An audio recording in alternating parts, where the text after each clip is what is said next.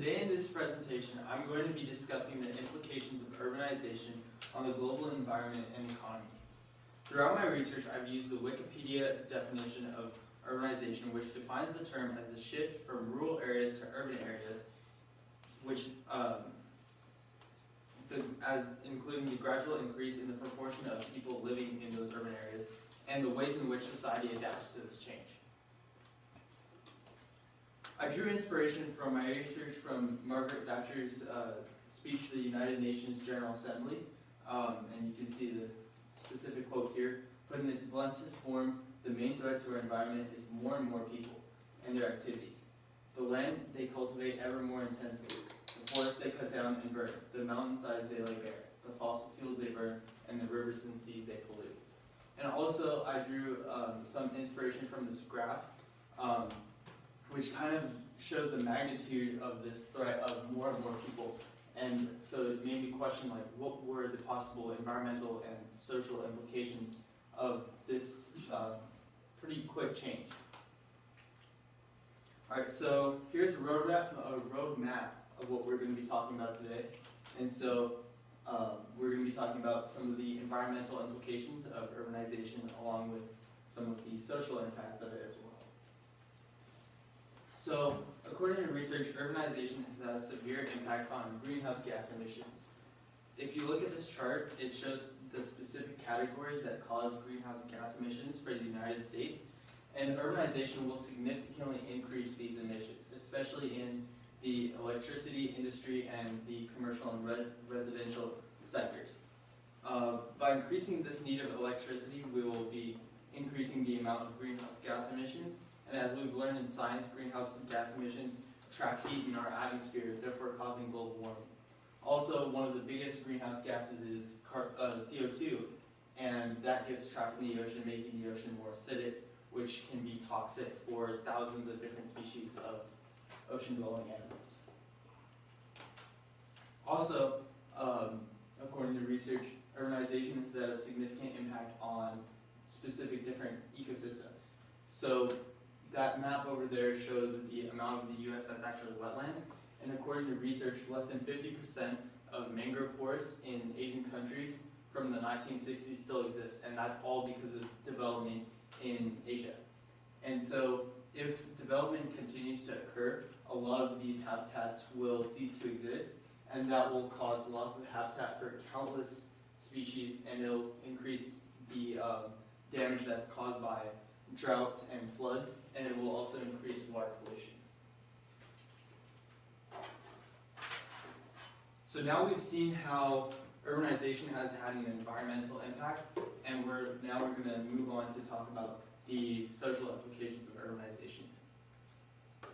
So gentrification, which can be defined as the process of developing houses and housing in general from previous tastes to more middle-class tastes, it's had a significant impact on segregation in society.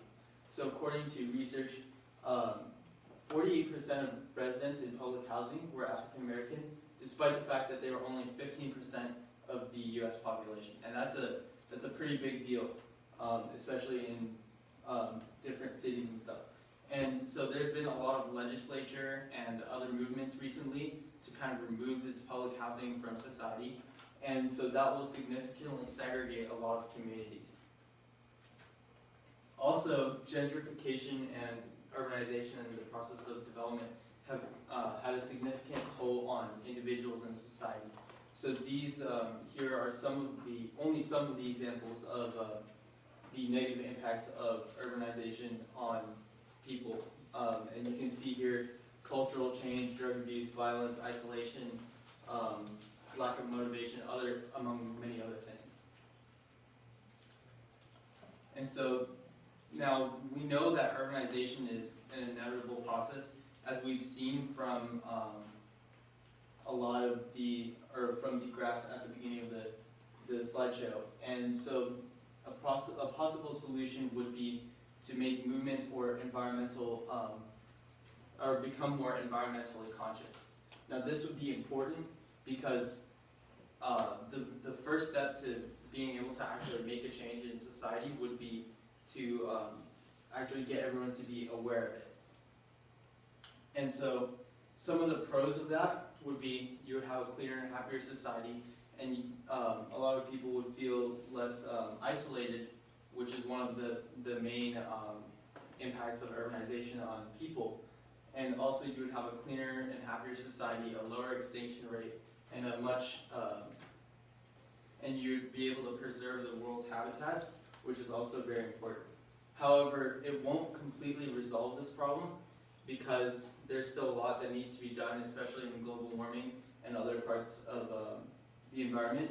However, it's a good step in the right direction because, as I've said before, the best way to make a change is to at least get people conscious that this is an actual issue. And thank you for watching.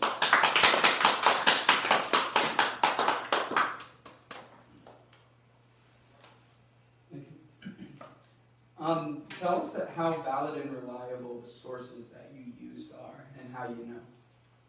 I would say that a lot of my sources are pretty valid. I've used a lot of sources, especially from publicly funded organizations and a lot of collegiate level research, like from the EPA or from a lot of governmental organizations, especially when it comes to the carbon dioxide emissions.